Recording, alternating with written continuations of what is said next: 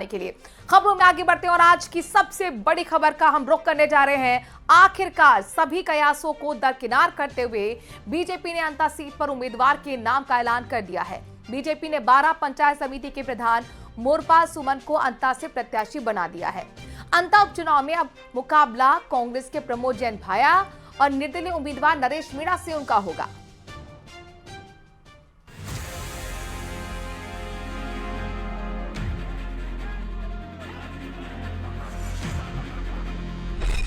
अंता seat पर त्रिकोणीय जंग। मोरपाल सुमन को बीजेपी ने बनाया उम्मीदवार। माली समाज के नेता के रूप में है पहचान।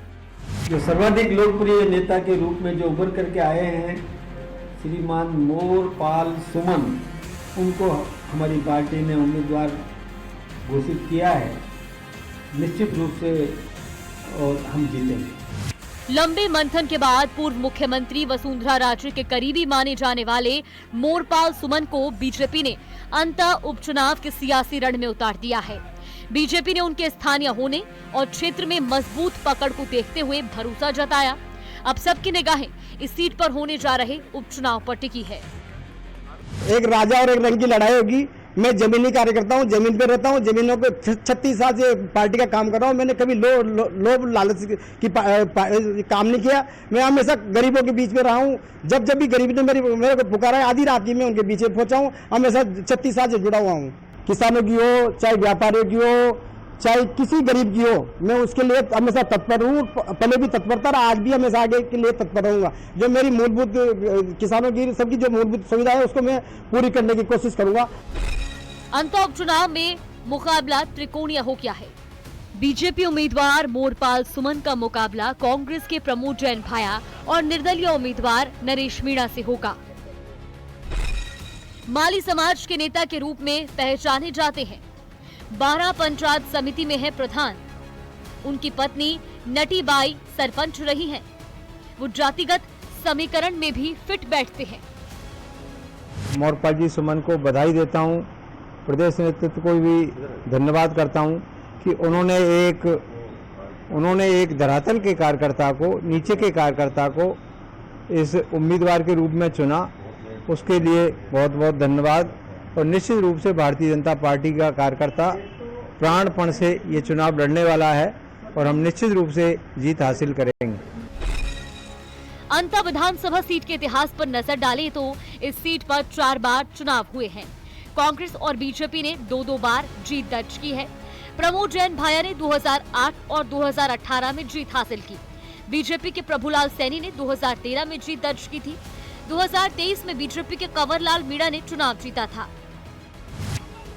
बीजेपी प्रदेश अध्यक्ष मदन राठौर ने भरोसा जताया कि मोरपाल सुमन जीत हासिल कर अंता की जनता की सेवा करेंगे।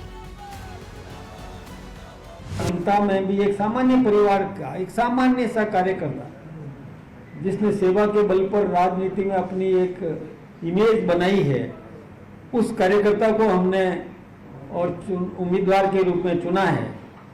और वो सामान्य परिवार की क्या क्या समस्याएं होती है, किस प्रकार से उस सामान्य परिवार के व्यक्ति को संघर्ष करना पड़ता है, सामान्य परिवार के व्यक्ति को क्या क्या जरूरतें होती है, वो सब अच्छी तरह से जानते हैं। और निश्चित रूप से उस क्षेत्र की जनता को वो सेवाएं देंगे।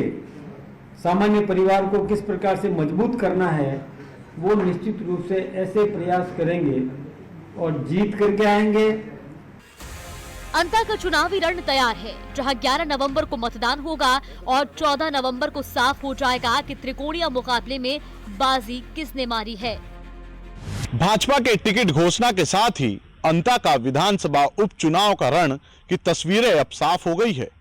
अंता उपचुनाव में जहां भाजपा ने अपने जमीनी स्तर के कार्यकर्ता मोरपाल सुमन को मैदान में उतारा है, तो वहीं कांग्रेस ने अपने पूर्व दिग्गज नेता और पूर्व मंत्री प्रमोद जैन भाया को मैदान में उतारा है। दोनों के साथ ही यहां 4 निर्दलीय प्रत्याशी भी फिलहाल मैदान में हैं। अब टिकट घोषणा के बाद देखना होगा कि इस सीट पर आखिर बाजी कौन मारता है। विपिन तिवारी, न्यूज़ 18 राजस्थान, 12। तो वहीं अंता उपचुनाव को लेकर बीजेपी ने स्टार प्रचारकों की लिस्ट भी जारी कर दी है। 40 स्टार प्रचारकों की लिस्ट जारी की गई है। 40 नेताओं की लिस्ट में सीएम भजनलाल शर्मा है, डिप्टी सीएम दिया कुमारी, मदन राठौर और पूर्व सीएम वसुंधरा राजे का नाम शामिल है।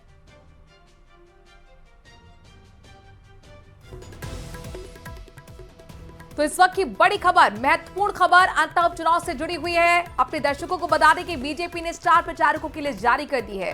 माइक्रो मैनेजमेंट पर बीजेपी काम करती है। भले ही एक सीट पर उपचुनाव हो रहा हो, लेकिन यहां पर पूरी तरह से बीजेपी ने किस तरीके से अपनी ताकत झोंकने की तैयारी कर दी है, आप ये समझ सकते हैं। 40 स्टार प्रचारकों की लिस्ट बीजेपी ने जारी कर दी है और 40 नेताओं की लिस्ट में तमाम बीजेपी के जो बड़े कद्दावर नेता हैं, राज्य के यानी CM Bhajanlal Sharma, deputy CM दिया कुमारी का नाम शामिल है, मदन राठौर। ये पूरी लिस्ट हम आपको दिखा रहे हैं। ये देखिए, आपको लिस्ट दिख रही होगी जिसमें मदन राठौर का नाम भी है। पूर्व सीएम वसुंधरा राजे भी यहां पर अंता उपचुनाव में प्रचार करती हुई नजर आने वाली है। और बुलेटिन में अब आगे बात करने वाले एसीबी के एक्शन की, जहां 2 अलग अलग जिलों से कार्रवाई देखने को मिली है। अब आपको पहली तस्वीर हम दिखाने जा रहे हैं राजधानी जयपुर की, जहां पर एसीबी की टीम ने पंचायती राज विभाग के पूर्व अधिकारी रामअवतार मीणा के लॉकर में छापा मारकर 560 ग्राम सोना और करीब 72 लाख रुपए जब्त किए हैं। और ये दूसरी तस्वीर जो आप देख रहे हैं, ये तस्वीर 12 की है, इससे कोई अलग नहीं है, यानी कि ये भी रिश्वतखोरी की तस्वीर है, जहां पर 4000 की रिश्वत के साथ होमगार्ड को ट्रैप किया गया है। घूस दिलाने वाले प्लाटून कमांडर को भी डिटेन कर लिया गया। बताया जा रहा है कि ड्यूटी लगाने के नाम पर ये रिश्वत मांगी गई थी।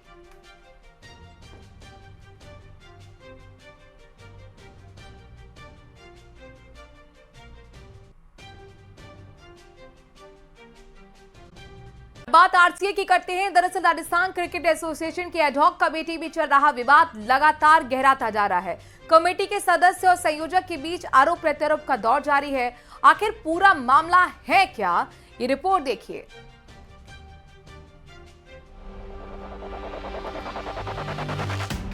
आरसीए में मचा सियासी घमासान, एडहॉक कमेटी की बैठक पर विवाद, आरसीए सदस्य और संयोजक में तकरार।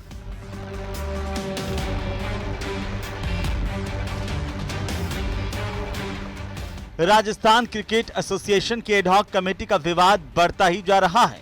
जयपुर में कमेटी के सदस्य धनंजय सिंह खेमसर ने मीडिया से बात की और संयोजक डीडी कुमावत पर गंभीर आरोप लगाए। उन्होंने कहा कि कुमावत को जोधपुर जिला क्रिकेट संघ को डिस्क्वालीफाई करने का अधिकार नहीं था। इस फैसले में कमेटी के चारों सदस्यों की सहमति नहीं ली गई और न ही लोकपाल की नियुक्ति में हमारी सहमति ली गई। धनंजय सिंह खेमसर ने यह भी आरोप लगाया कि एडहॉक कमेटी में एक तरफा फैसले लिए जा रहे हैं और आज की बैठक में भी संयोजक डीडी कुमावत शामिल नहीं हुए, जबकि उन्हें मेल पर सूचना दी गई थी। 3.5 महीने से किसी भी मीटिंग को ना बुलाना, एकमात्र निर्णय लेना, हमको तो क्या है, सूचना ही नहीं मिलती, जानकारी भी नहीं मिलती। तो आप कह रहे हैं, इसमें हम भी चाहते हैं किसी तरह का क्रिकेट में विवाद नहीं हो। एडहॉक कमेटी की बैठक के बाद संयोजक डीडी कुमावत भी आरसीए कार्यालय पहुंचे। उन्होंने अपने ऊपर लगे आरोपों पर पलटवार करते हुए कहा कि मुझे मीटिंग की सूचना परसों देर रात को मेल से मिली थी, लेकिन जिन लोगों ने मीटिंग बुलाई उन्हें ऐसा करने का अधिकार नहीं था, क्योंकि वे खुद हाईकोर्ट के आदेश से सस्पेंड हैं। अब जो सस्पेंड है वो कैसे मीटिंग बुला सकते हैं? अगर कोई बात है तो कोर्ट में जाए, कोर्ट का काम कोर्ट का, मैंने काम कर दिया। अब कोई सस्पेंड कोर्ट के आदेश से हुआ और वो ये कहे कि मैं ये कर दूंगा, मैं वो कर दूंगा, मैं ट्रम्प को हटा दूंगा, तो ट्रम्प को हटा दो, कौन मना कर रहा है? इसके अलावा कुमावत ने कहा कि अगर मेरे ऊपर भ्रष्टाचार के आरोप सिद्ध हुए तो मैं खुद इस्तीफा दे दूंगा। वहीं आरसीए में चल रही आंतरिक खींचतान के चलते लगातार सियासी सरगर्मियां बनी हुई हैं। न्यूज़ 18 राजस्थान के लिए जयपुर से रोशन शर्मा की रिपोर्ट।